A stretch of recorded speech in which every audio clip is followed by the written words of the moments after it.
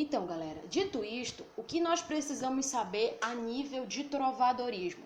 Que os poemas do trovadorismo, eles vão refletir tanto o pensamento religioso em torno de Deus, o pensamento medieval da época, tudo bem?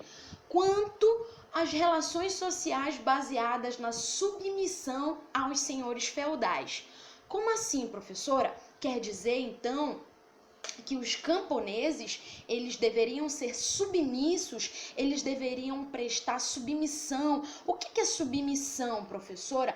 É você se colocar numa condição de menor diante de uma figura, de uma pessoa que é maior, né? Quando você se submete, você está ali naquele momento afirmando que você é menor, né, diante daquela pessoa. Submissão tem a ver com isso, tem a ver com humilhar-se, se colocar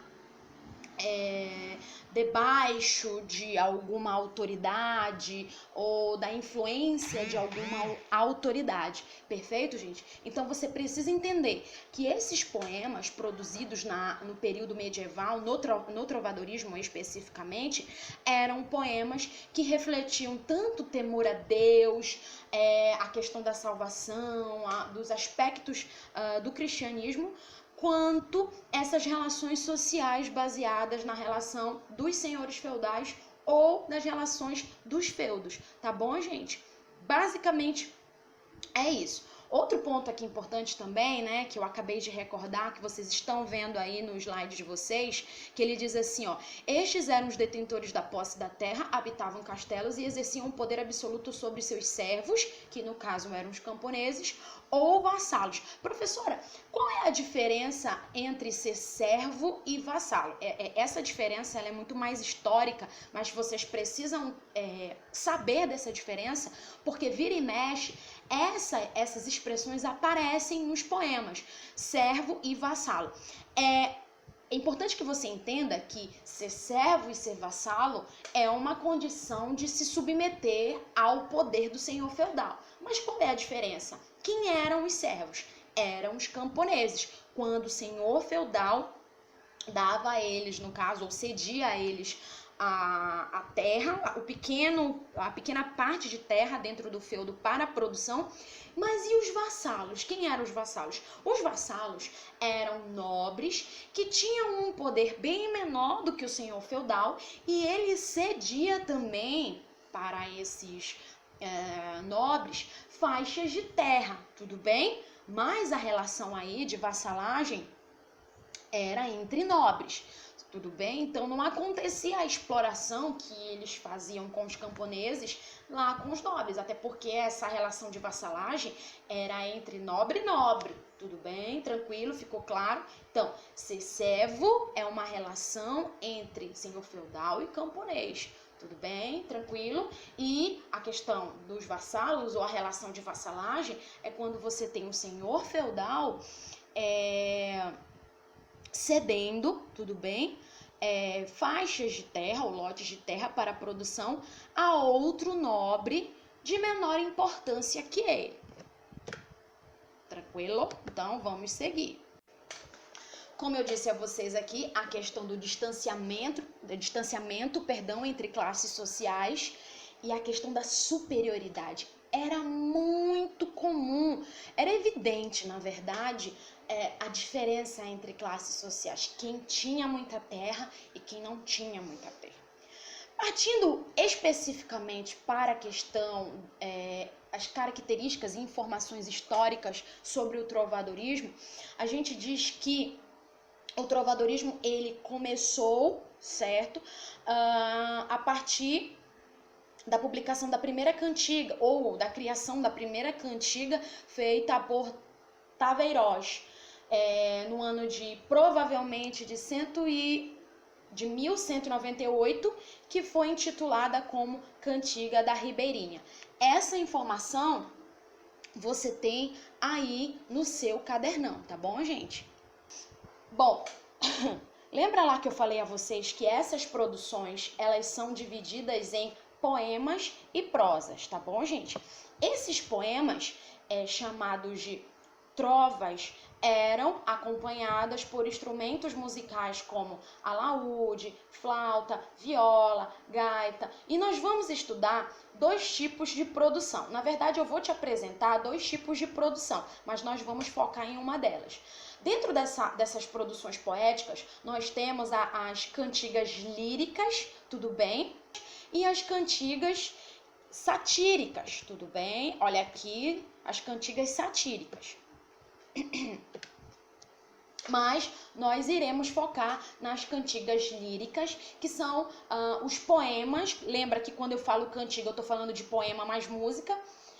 São cantigas que são mais exploradas na sua prova do Enem. Então, professora, quais são as características relevantes dessas produções? Como é que eu poderia dizer que esses poemas eles eram construídos? Bom, como eu acabei de dizer a você, você tem 2 tipos de poemas produzidos nessa época. O idioma que esses poemas eram produzidos era em galego-português. Tá bem aqui no seu slide. Tranquilo? E por que galego-português? Lembra lá que antes a língua que comandava o mundo era o latim, que era a língua do Império Romano.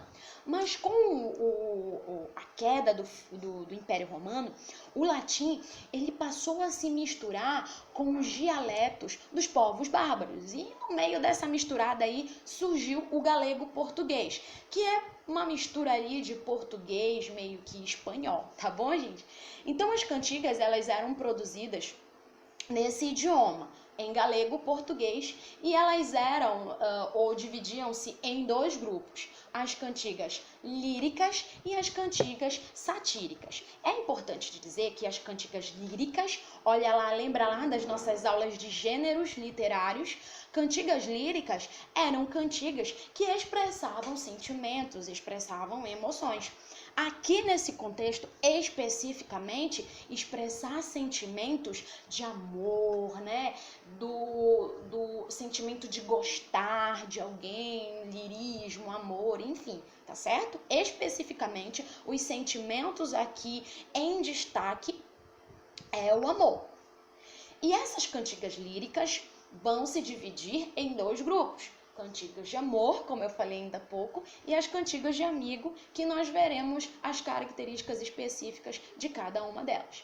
E um outro grupo de cantigas, ou seja, de poemas cantados e musicalizados, são os poemas satíricos, que por si só também se dividem em 2 grupos. Os poemas de escárnio e poemas de maldizer. Só para você ter um conhecimento a mais sobre os poemas satíricos ou cantigas satíricas, essas cantigas satíricas eram cantigas de críticas sociais, tá bom, gente? De criticar alguma personalidade, né? De expressar ali o seu desgosto em relação a algum aspecto social, né? E dependendo do nível de crítica social, elas poderiam ser de escárnio ou maldizer.